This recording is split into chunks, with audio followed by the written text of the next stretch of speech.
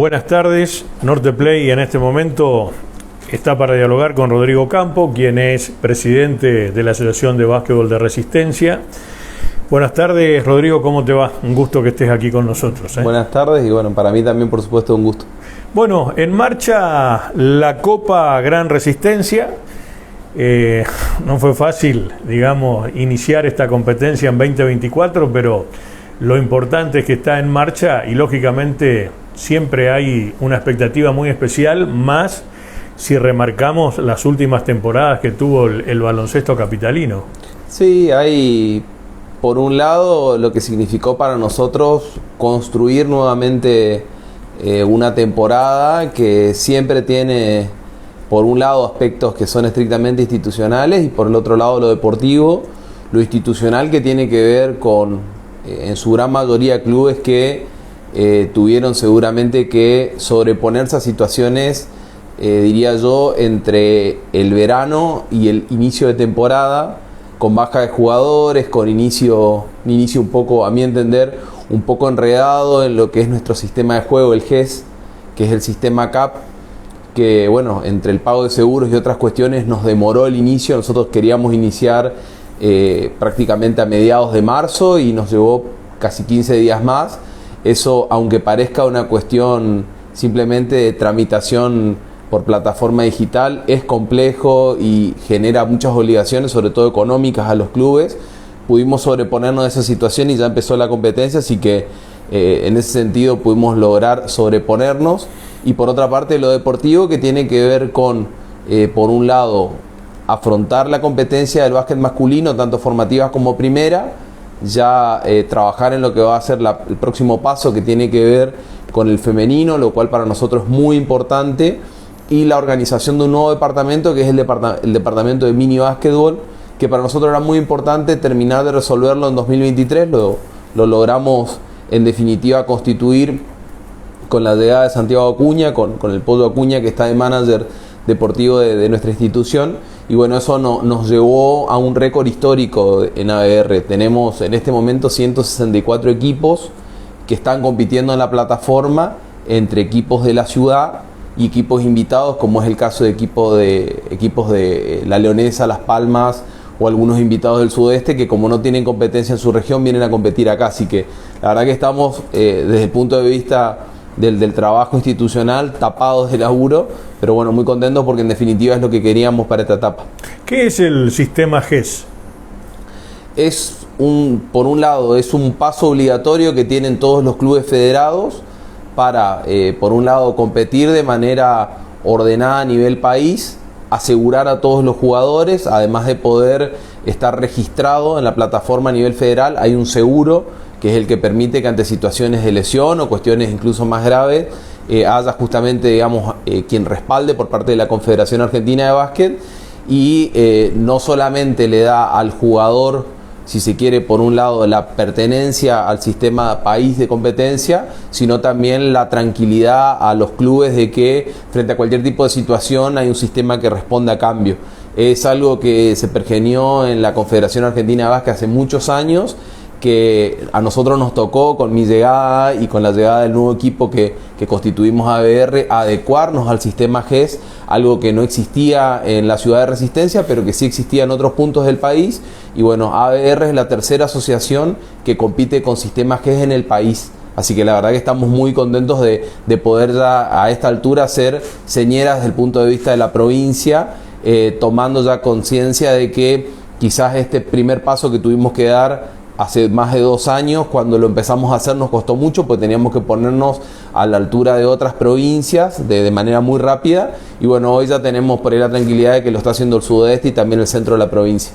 ¿Permite tener un seguimiento del jugador, digamos, en su historial deportivo, como ocurre en el fútbol, por transferencias? Sí. También ¿eso es lo que registra también? Registra todo, registra de sus estadísticas. O sea, te permite registrar estadísticas, te permite registrar pase, te permite registrar historial hasta de lesiones. La verdad que es un sistema muy completo que, a mi entender, le dio al básquet algo que no teníamos, que es la misma información. Por eso lo pongo en términos de país. Es información que le permite a un jugador moverse en cualquier punto del país y jugar bajo el mismo sistema. Eso, por supuesto, digamos, tiene sus costos, es una obligación distinta ya que tiene el jugador, a diferencia de solamente competir en un torneo local. Lo que pasa es que la instancia, en este caso ABR, termina muchas veces siendo el paso previo a jugar prefederal, federal y después Liga Argentina. Es esa un poco la visión que tenemos, por lo menos nosotros que somos una provincia, que también está bueno decirlo, que a lo máximo que se aspira, por lo menos por ahora, es a jugar Liga Argentina en el caso de Villa San Martín, así que están cubiertas todas las instancias. El sistema GES, entonces, hace un seguimiento de los jugadores, pero solamente dentro del país, no de aquellos que, por ejemplo, consiguen una transferencia al exterior. Por supuesto, sí, es dentro del país, y la verdad que cuando empezamos nosotros a inscribir jugadores nos encontramos con muchísimas situaciones que tenían que ver con que los pases no estaban cargados o que eran jugadores que no existían en el sistema y quizás eran jugadores que ya tenían 10 años en la cancha. Bueno, son situaciones que tuvimos que ir salvando. Hoy tenemos por lejos la mayor carga de jugadores GES en la provincia del Chaco, que están acá, justamente en esta región de la provincia, y para nosotros es muy importante que este cambio se quede en la ciudad. Nosotros venimos diciendo hace tiempo que lo interesante de estos cambios que pudimos producir en estos últimos tiempos sirve si se quedan para siempre. Es esa un poco la visión que tenemos, y está bueno tenerlo presente porque algunas asociaciones en otros puntos del país iniciaron los primeros pasos del GES, jugaron un tiempo y después se bajaron porque no lo pudieron sostener, porque no tuvieron quizás una dirigencia a la medida de lo que implica tener equipamiento tecnológico, conectividad en todos los clubes. Es una serie de requerimientos que exige poder jugar sin perder de vista que antes del inicio de competencia necesitas sí o sí tener una tablet cargado con los 12 jugadores y entrenador, y una vez que inicia la competencia tener prácticamente el espejo de lo que está pasando en la cancha dentro de una computadora. Además del personal que conoce el sistema como para ir cargando los datos. Capacitación, etc. Por supuesto, capacitación no solamente para los dirigentes, sino también para los comisionados, para los propios jueces. Bueno, es una obligación, por eso digo, es una obligación que te exige la CAP y que afortunadamente acá en la ciudad hace mucho tiempo se está jugando así. Y en el caso de esas asociaciones que decías que se bajan del sistema, o sea, pierden nada más el registro, pero no, ponen en juego su propia afiliación al sistema CAP. De hecho, es esa una de las situaciones que está viviendo en este momento la provincia de Santa Fe, y es realmente llamativo porque es una provincia con muchísimo básquet que está viendo, una situación grave desde el punto de vista de adecuación de su estatuto, de tener que estar en definitiva marginando jugadores que cuando quieran dar el salto porque van a jugar liga o porque van a jugar en otra provincia van a tener que pagar seguramente los costos del cambio de plataforma analógica a plataforma GES. Con relación a otro detalle que me parece fundamental, lo de los certificados médicos, es decir, lo de aptitud física, sí. Porque el básquet es un deporte muy intenso. Realmente para saber cómo está cada jugador desde inferiores a mayores, creo que con eso se evitan también posibles cuestiones que pueden terminar con saldo trágico, ¿no? Absolutamente. De hecho, Villa San Martín, por ejemplo, nos ha pedido, justamente por lo positivo de la plataforma GES, que se incluya dentro del plantel de jugadores para primera división del equipo de mayores, que también se incluyan jugadores de la Liga Argentina. Y eso nos parece a nosotros muy importante porque el nivel de sincronización que significa, por ejemplo, esto, frente a una situación, rápidamente saber si el jugador cargó todo desde, en este caso en particular, un certificado médico, la aptitud física, o en el caso en particular de que haya en el historial de lesiones la información correspondiente, no solamente te permite frente a un seguro poder responder, sino también frente a un compromiso económico en el club en caso de que haya un contrato de por medio. O sea, es esa la situación en la que nos pone o nos exige jugar con este sistema GES, que bueno, para nosotros es muy importante. Repito, en este momento tenemos jugadores prácticamente desde mini básquetbol inscriptos en el sistema GES, o sea, desde muy chicos. No es que solamente se da para el caso de mayores, se exige para el femenino, se exige para, en este caso, para jugadores ya desde mini, que es U12, formativas, y también para primera división. ¿Cómo está pegando el factor económico, teniendo en cuenta la crisis que se vive en el país, y sabemos que distintos sectores del deporte no pueden ni siquiera proyectar ni confirmar el calendario deportivo, pero el básquetbol, ¿cómo viene en este sentido organizándose y arreglándose? Mirá, yo creo que hay dos caras. Por un lado, las dificultades de competir en un contexto económico tan adverso, y por el otro lado, la confirmación de que la competencia local quizás es la única alternativa de competencia que tienen los clubes. ¿Sí? Quizás en otro momento los clubes decían juego ABR, pero también juego para adelante, ya sea un prefederal o un federal, o por qué no liga. La realidad es que hoy la competencia local se consolidó como la alternativa principal de competencia de los clubes. Esto me parece que es lo principal. Por un lado, y remarco esta cuestión, la adversidad a todos nos ha puesto en una situación de, por un lado, mucha creatividad y también de austeridad respecto al manejo de fondos, a cómo nos organizamos. ABR en particular es una institución que no recibe fondos desde el año pasado y sin embargo seguimos adelante porque entendemos que nuestro compromiso tiene que estar por encima de este tipo de situaciones. La verdad que en eso le estamos poniendo mucha cabeza para salir adelante y vemos que muchos de los clubes también están en una misma situación, ni que hablar a los clubes que ya recibieron una primera factura de luz que viene muy alta o una situación muchas veces que tiene que ver con el tema personal, con el tema de recursos humanos, que les resulta muy difícil sobreponernos. Así que estamos trabajando mucho y de cerca para que los clubes puedan llevar adelante la competencia y para que puedan sostener su institución. Nosotros de hecho también como institución estamos en lo mismo. Y por otra parte somos muy conscientes de que la única alternativa de competencia hoy es ABR para muchísimos clubes, lo cual también por supuesto nos da otro tipo de solidez de cara a lo que se viene. En ese contexto es muy importante lo de las formativas, ¿no? Porque hay un número significativo Sí. De clubes y de jugadores que en las distintas categorías están para, bueno, formarse e ir creciendo y proyectándose, ¿no? Sí, de hecho si uno mira el piso en cantidad de jugadores y jugadoras que tenemos en formativas es altísimo. Lo que ha crecido, por ejemplo, el básquet femenino en cuanto a formativas, a mí realmente me sorprende y hasta me pone muy contento porque muchas veces en el deporte, como te pasa en la educación, lo que uno piensa y diseña hoy no se ve mañana, se ve quizás dentro de un tiempo. Entonces, cuando nosotros empezamos a trabajar en el femenino, eran prácticamente 6-7 equipos de 4 o 5 clubes, no era mucho más que eso. Y hoy tenemos todos los equipos, o sea, todos los clubes trabajando en el femenino. Hay 30 equipos ya confirmados y tenemos la participación de Social Las Breñas y tenemos también la participación de Hércules de Charata, que al no tener competencia en su región, no solicitaron poder sumarse acá. O sea, es muy interesante el proceso que se está dando. Yo creo que las formativas en particular van a dar muy buenos resultados a mediano plazo y hay que, a mi entender, darle el acompañamiento que se merecen, sobre todo a aquellos entrenadores que le están dedicando mucho tiempo a las formativas. Por ahí los entrenadores que sobresalen son los que tienen el equipo de mayores, los que llegan quizás a instancias decisivas de competencia de mayores, pero hay muchos entrenadores que a mi entender, se están convirtiendo en buenos formadores. Y creo que eso es muy importante de cuidar, de proteger por parte de los clubes, porque no es fácil encontrar entrenadores con la vocación que significa formar jugadores. Después la competencia te va llevando a otras instancias, pero me parece que el rol de los formadores es fundamental. Ahora, creo, Rodrigo, que vamos a terminar cayendo otra vez en el tema económico, porque tenemos jóvenes que acá no terminan quizás de convertirse en gran figura, pero ya están distribuidos, Sí. si no es en otros clubes, algunos que ya están en países vecinos y es por el factor económico, ¿no? Absolutamente. El factor mercado es clave. De hecho nos está pasando con Paraguay.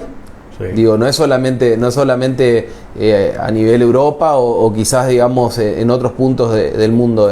Solamente cuando uno compara en cómo está el mercado, por una cuestión de moneda y también de organización de la competencia, es muy difícil detener esa fuga. Nosotros vamos a hacer y estamos haciendo todos los esfuerzos necesarios para que la competencia local se sobreponga, pero por supuesto que hay una escala de inversión que es superior a lo que está pasando acá y que me parece que obedece o es un gran llamado de atención a la dirigencia en su conjunto. Creo que la situación viene por ahí. Nos pasa incluso con jugadores que ya a mi entender, ya han trascendido todo. En el caso de, por ejemplo, el otro día había el caso de Junior Sequeira, y Junior la pasó toda y sin embargo está jugando en Quilmes de Mar del Plata con el mismo protagonismo que hace 15 o 20 años atrás. Entonces tiene que ver con eso. No hay duda de que la materia prima del básquetbol chaqueño es buenísima.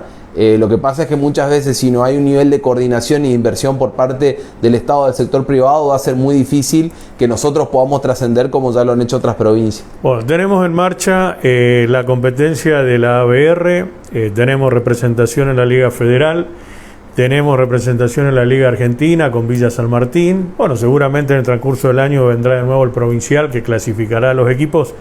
Creo que queda pendiente el gran salto, ¿no? Que sería la Liga Nacional, algo de primera, pero es muy costoso. Sí, para mí hay que mantener siempre viva la ilusión de que en algún momento podemos dar el salto sin descuidar lo que está más abajo. Me parece que esta quizás es un poco la cuestión. Muchas veces nos encandilamos con ese tipo de instancias y descuidamos todo lo que hay abajo, y me parece que esa no es la visión que comprende un poco al deporte del que somos parte, en este caso del básquet, porque no hay forma para mí de que eso se sostenga en el tiempo si abajo no hay un proceso que sea virtuoso, ¿sí? Cuando uno tiene competencia local, cuando uno tiene clubes llenos, quizás digamos compitiendo entre ciudades o compitiendo dentro de la misma ciudad, independientemente de que eso a corto plazo no dé un resultado, siempre empuja a que los clubes busquen un poco más, ¿sí? Y el caso en particular de Hindú es un muy buen caso por el federal, pero si uno mira un poco más cerca en el detalle de formativas, por ejemplo, Regatas el año pasado hizo una temporada brillante para el básquetbol de formativas. Entonces hay que poder entender, me parece, que lo virtuoso del proceso puede ser seguir insistiendo en las competencias federales o nacionales, pero también sostener la competencia local como la alternativa principal para aquellas instituciones que todavía no pueden dar el salto.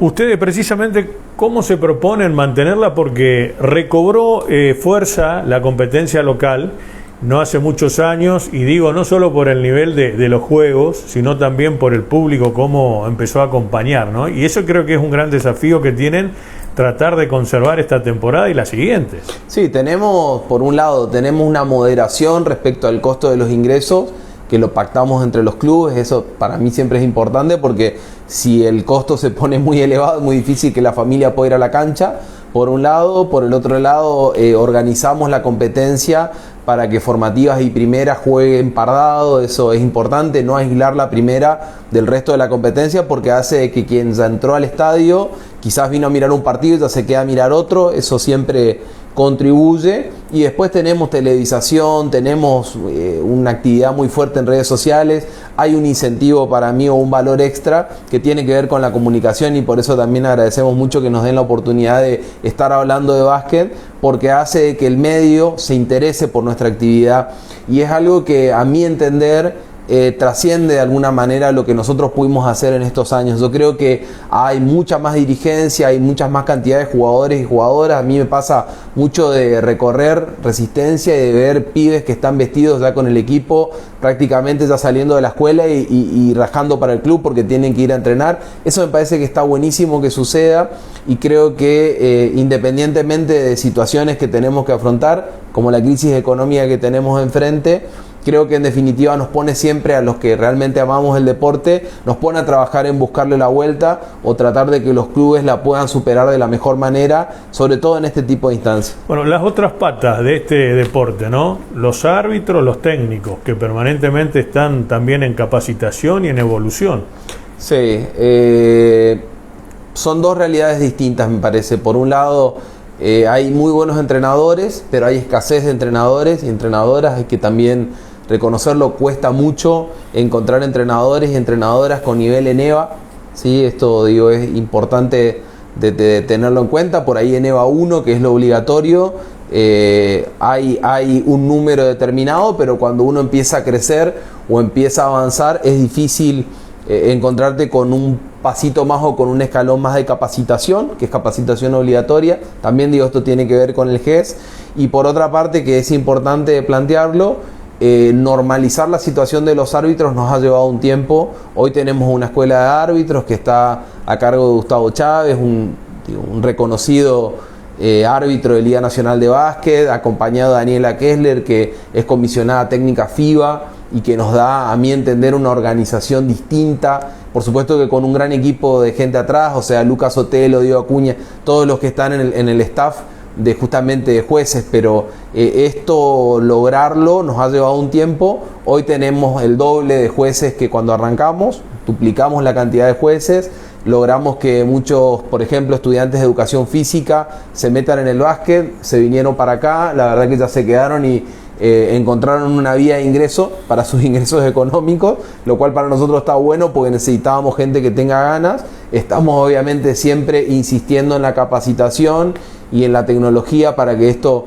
sea cada vez más efectivo, porque la calidad de los arbitrajes siempre está en la mirada, no solamente de los jugadores, sino del público. Nosotros también tenemos un público, que yo remarco mucho esta cuestión, tenemos un público que demanda buena calidad de arbitrajes, que conoce de básquet, el público de la ciudad y también el público chaqueño, sobre todo el que mira básquet de manera permanente, entiende muy bien cuando hay buenos arbitrajes y cuando no los hay. Entonces esto también es un reclamo permanente o una demanda permanente por parte del público.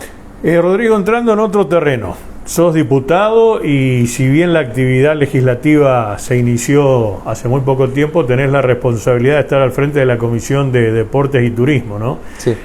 ¿Cuáles serían los objetivos en materia deportiva para este año? Ya, a nuestro entender hay un horizonte que se divide por un lado entre la protección de las leyes que actualmente regulan el deporte en la provincia del Chaco, como es el caso de sponsorización, por ejemplo, que es una ley que necesita algunos ajustes, pero que es muy interesante, y esto significa, por un lado, hacer cumplir leyes que ya existen, como en el caso de la ley ya mencionada, y también, por el otro lado, revisar y repensar, ¿por qué no?, nuevas articulaciones y también nuevos espacios que nos den, a mi entender, nos den leyes que sean proactivas, sobre todo en función de lo que necesita la provincia en materia deportiva. Por ejemplo, ¿no? Doy un ejemplo muy concreto. Nosotros tenemos en mente una propuesta que tiene que ver con transformar el deporte escolar, ¿sí? Y esto para nosotros es muy importante porque cuando uno lo trabaja a escala, digo, por ahí no hay el tiempo necesario, pero lo digo para que se entienda, hay más de 600.000 estudiantes en la provincia del Chaco. De los 600.000 estudiantes, cuando uno mira la matrícula del sistema educativo, cuando lo baja a los clubes tenemos menos de 250.000. Entonces la pregunta es, ¿qué pasó con más de la mitad de aquellos estudiantes que no están en los clubes? Digo, ¿qué nos pasó en el medio y dónde están aquellos pibes y pibas que quizás tuvieron práctica de educación física, que tuvieron quizás la posibilidad de, en la escuela, porque es materia obligatoria, tener algún tipo de práctica deportiva, por más que sea de orden escolar? ¿Qué pasó? Que después no terminaron yendo a los clubes, y si no fueron a los clubes, ¿en dónde están? Entonces nos parece que es interesante, por ejemplo, fortalecer la legislación deportiva, sobre todo de cara al sistema educativo, darle a los estudiantes, darle a la matrícula del sistema educativo en la provincia del Chaco otra visión desde el punto de vista del deporte, entre otras cuestiones que nos parece importante, no porque no se lo haya pensado en otra instancia, pero me parece que en este contexto es fundamental darle el uso óptimo que tienen en este momento las instituciones educativas, la infraestructura que tienen las escuelas, sobre todo utilizándola o poniéndola a disposición del deporte. Me parece que ahí, por ejemplo, hay un gran horizonte. Así que, en resumen, por un lado vamos a trabajar muy fuerte en que se cumplan las leyes que ya existen, y por otra parte vamos a empezar a incursionar o a explorar, sobre todo en una nueva legislación para el deporte que se vincule con determinados, a mi entender, con determinados componentes del sector público. También podríamos pensar algunas cuestiones o definir algunas cuestiones con el sector privado, y que nos permitan en este contexto poder posicionar a la provincia en otros términos. ¿Cómo ves, en calidad de dirigente, la posible transformación de algunas instituciones en sociedades anónimas que se impulsa en estos momentos? Genera mucha polémica, ¿no? Pero está bien, nosotros estamos acá en el Chaco, a 1000 kilómetros del gran ruido, pero ¿vos cómo ves eso? Me parece que es una visión errada desde el punto de vista de lo que necesitan hoy los clubes de la Argentina, y en particular los clubes en la provincia del Chaco. En nuestra provincia, la transformación que han generado los clubes en alianza con el Estado ha sido fenomenal, desde la infraestructura, desde cómo se posicionaron, inclusive en cuanto al crecimiento de sus propios planteles, de su matrícula. Sin embargo, digo, por supuesto que tenés pasos que dar que tienen que ver con esto, digamos, con cómo sobreponerte frente a determinado contexto, con cómo darle un componente más soft, que digo que tiene que ver quizás con por ahí controles con respecto a los planteles, con algún tipo de política antidopaje. Hay cosas para trabajar que para mí son interesantes. No obstante, no deja de ser una alianza de los clubes con el Estado. Me parece que esto es lo principal. Pensar de que el mercado lo va a resolver todo, o que estas sociedades anónimas del deporte vienen en definitiva a construir una instancia superadora del deporte en la República Argentina, es un error. Insisto, digamos, por los casos que tenemos en nuestra provincia. Esto no quiere decir que todo funcione, muy por el contrario, sino creo que los clubes, y esto lo explica mucho mejor que lo que yo puedo contar, el Oveja Hernández, que bueno, para mí es una referencia. La realidad es que los clubes cargamos con un peso muy alto o con mucha responsabilidad en materia de desarrollo deportivo, incluso muchas veces sintiéndonos sin querer serlo, pero lo terminamos haciendo. Somos responsables de cómo el Estado terceriza el deporte, y esto me parece que es una cuestión principal. Cargamos con una responsabilidad preponderante a la hora de sostener políticas deportivas sin los recursos que realmente tiene el Estado. Esto es muy difícil de sobrellevar también hacia adelante. Así que si bien por un lado considero de que las sociedades anónimas del deporte no van a resolver ninguno de los grandes problemas que tiene el deporte, muy por el contrario, es solamente una justificación de cómo el Estado se retira del apoyo a los clubes. Por otro lado, creo que los clubes necesitan más apoyo por parte del Estado, y por qué no también pensar en determinadas reglas que hagan que el sector privado, sobre todo el que está más concentrado, pueda fortalecer a aquellas instituciones que más hacen, si se quiere, por la sociedad, en el caso en particular de los clubes. Creo que ahí hay una ventana muy interesante que hay que poder explorar, que en la provincia del Chaco tiene que ver con la alta competencia. Sí, creo que hay clubes que, como es el caso de Forever o de Villa San Martín o de otros clubes, o Hércules de Charata, digo, por mencionar algunos, que están intentando hace mucho tiempo dar el salto, y entre el Estado y la sponsorización no alcanza. Me parece que pensar en una legislación para la alta competencia deportiva va a ser muy importante. Gracias. Muchas gracias. La palabra de Rodrigo Campo, presidente de la Asociación de Básquetbol de Resistencia y diputado provincial.